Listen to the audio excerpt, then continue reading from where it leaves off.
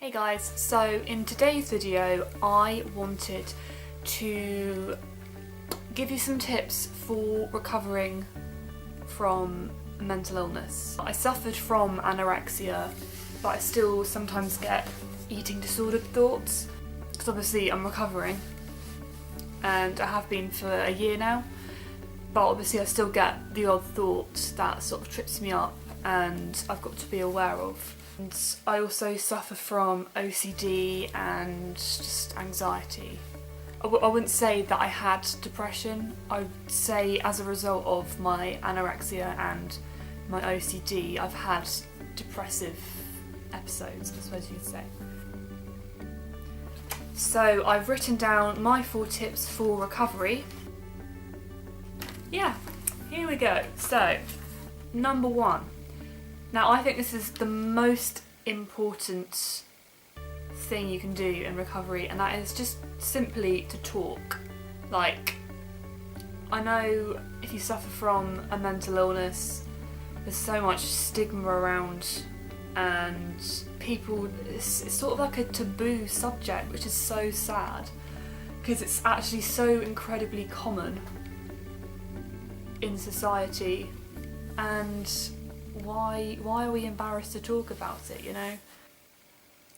I just think that mental illness shouldn't be something that you should be ashamed of talking about, and I feel like it's better to let it all out than to bottle it all up, because I've found personally when I've bottled my problems up, they just get a whole lot worse and you become even more isolated and secretive. It's just not very healthy, you know. So, me personally, I spoke to my dad quite a lot about my problems, and even if sometimes he didn't really understand what I was talking about, obviously because he doesn't have the same issues as me, even though he didn't understand and he didn't really know what the best sort of thing to say was, I feel like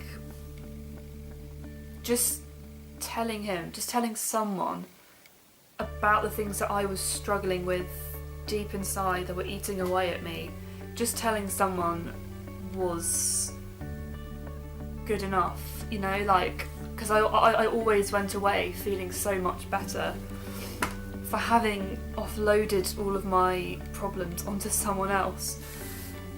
Just having someone to listen to me, it felt good and it felt like I wasn't alone. Yeah, so that was really good. I mean, the second thing you could do is to go to your GP and just explain what's happening. I mean, in my personal experience, I didn't really find that the GP really knew what I was talking about, because I mean obviously they're trained in physical illnesses and not mental illnesses, but she managed to refer me to CAMS, Child and Adolescent Mental Health Services here in England, and I basically saw therapists through them, and now I'm with the adult services, obviously because now I'm 18.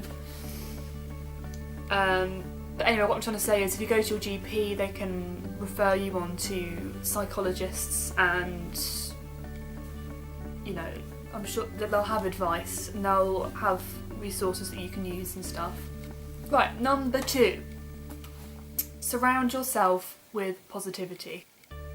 Me personally, I surrounded myself with my family because they're always really supportive of me and like trying to build me up instead of bring me down. And I'd say also surround yourself with people your own age, so your friends that you trust and you feel really make you feel good about yourself. And I think that's the main thing, like finding people your own age who you can sort of relate to. I mean, not necessarily on the same level as having a mental illness, but I mean having someone your own age, you know, who's sort of going through similar things. You know, just friends that you can trust, friends that you can talk to about pretty much everything, you know. And you know that they won't judge you, because obviously when you're suffering with a mental illness, that's what you're most worried about when you talk openly about your problems. You're just worried that people won't understand, and that, yeah, you'll get judged. But obviously, if they're your friends, then they shouldn't judge you. They should be there for you no matter what and support you through all the crappy times that you're going through. Now, apart from friends and family, I would say, for me personally, obviously suffering with body image issues and eating disorders, and before I started recovery, I idolised some of the skinnier runway models and celebrities like Angelina Jolie and Kendall Jenner and, Cara Delevingne. But I don't know, since I've been recovering, I just sort of think that's kind of detrimental to my mindset, and I don't think, when you're recovering from an eating disorder, I don't think having a role model when you're recovering of some celebrity who's on some stupid diet is a good idea, because you're meant to be recovering, you're meant to be sort of letting go of the ideals of this perfect body which can be achieved by dieting, because it's just not attainable and it's not healthy. So when I was recovering, I stopped wanting to look like Angelina Jolie or have the body goals of Cara Delevingne, and I started to follow more body positive and body confident celebrities, Instagrammers, So yeah, I started to sort of idolise the bodies of people like, Jennifer Lawrence and Emma Watson, people who sort of stand up against the idea of having the perfect body and dieting and losing weight and being skinny. Do you know what I mean? I have Instagram. I've deleted all of the unhealthy thinspiration type skinny model bloggers, and I now follow like loads of healthy, sporty, fitness type bloggers who basically celebrate the normal female body. They don't promote diets, they basically just promote a healthy lifestyle of exercise and eating well. Now, moving on from surrounding yourself with positive people, I also think it's important in recovery to adopt a positive mindset and try and keep yourself as positive and motivated as possible. And I know in recovery, obviously it's not an easy road that goes from feeling shit to wow, I'm recovered sort of thing. It's not. There's ups and downs, it's inevitable, and you're going to get bad days. So when you get those bad days and you can feel the negative thoughts coming back and trying to lure you back into your illness, I think just sort of sitting there and acknowledging the fact that you're getting these thoughts. Like, one of my therapists told me that you should just acknowledge these thoughts as thoughts. So when you're getting thoughts of like, oh, I feel so fat, I'm ugly, I'm worthless, those sort of thoughts, you should literally just call them thoughts. That they're like, oh look, I'm having a thought that I'm fat, I'm having a thought that I'm worthless and ugly. It doesn't mean anything, it's just a thought, doesn't mean it's true. And instead of sort of sitting there and pondering the thought and just thinking about it and getting yourself all worked up, I think the best thing to do is replace it with a more positive affirmation, like, I'm strong, I'm lovable, just that sort of thing. I mean, even if you don't believe it, like even just saying to yourself, I am worthy, over time it will start to make you feel more positive about life, and just more positive and optimistic in general, I found anyway. Right, so number 3. I have found in recovery that keeping my mind occupied has worked really, really well, because I find when I'm not doing anything and I'm just sort of like, I don't know, like if I'm just sort of sitting and, you know, just existing, I don't know, you're not doing anything in particular.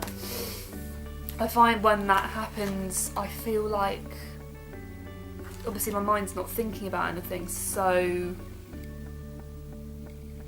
all the negative thoughts start to creep back in, and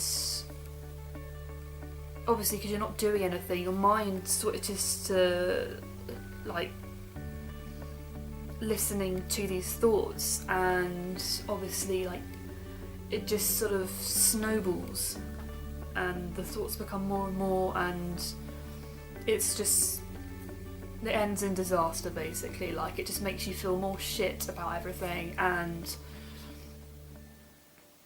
you know, it's just not healthy, it's not a good idea. So I find planning my days like literally the night before is a really good idea, because you know that you're going to be doing things, you're going to be like, whether it's literally going into town, doing a bit of shopping, or if it's watching a bit of TV, or cleaning the house round, or going to see your friends, you know, like at least then you know you're going to be doing something, you know your mind is going to be busy, and too busy to be thinking about negativity.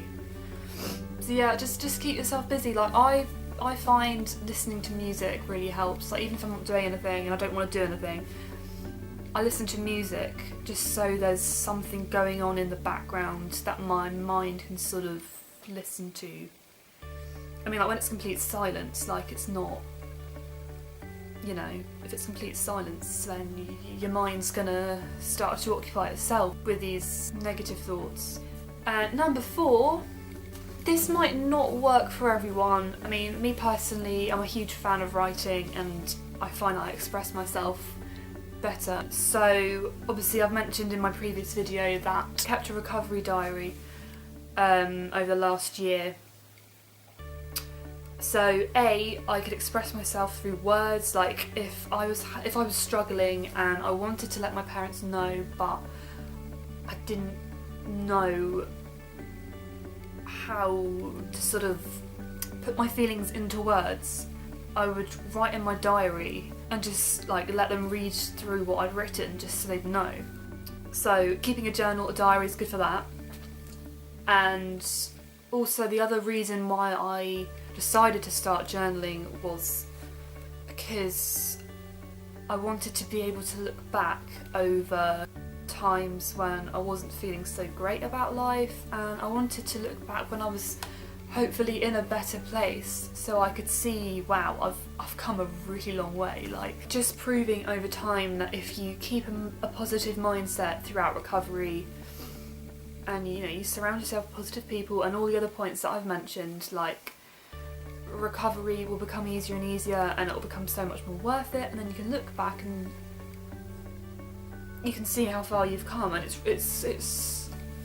really, it's an amazing feeling. Like to think that, I don't know, a year ago you could barely leave the house, you were so anxious, or you were so depressed, or for me in my case, like I couldn't eat a meal without feeling really, really, really guilty, and you know what I mean? And then thinking, wow, like now I am such a different person. And recovery is worth it, and I will say that recovery is definitely worth it. I've been recovering for a year now, and like the first September, that's October, November, December, January, February, March, April, I'd say for the first 5-6 months I don't think I would ever think I would be saying that recovery is worth it and I want to recover, and I don't think I'd ever think I'd be this positive about recovering and life, and you know, but I mean, it does take time. It's not gonna happen overnight. It's just like little by little, day by day, you've just got to apply these positive tips, and you know, I mean, the tips for me, it's not going to be the same for everyone. Like, not everyone will find these tips will work for them. Like, this is just personally for me. But look, the main thing is just to keep talking, and trust me, people do want to help.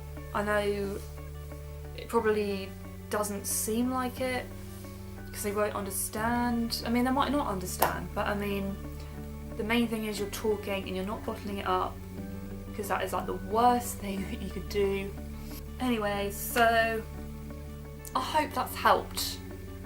I really do, because I really want to be able to help you guys as much as I can. I'm hoping I made 4 good points there, 4 good tips on how you might want to recover. I mean, if you have any other things you want me to talk about, let me know in the comments below. Okay guys, I'm going to leave it there for today, and as always, thank you for watching, and I will see you next time. Bye!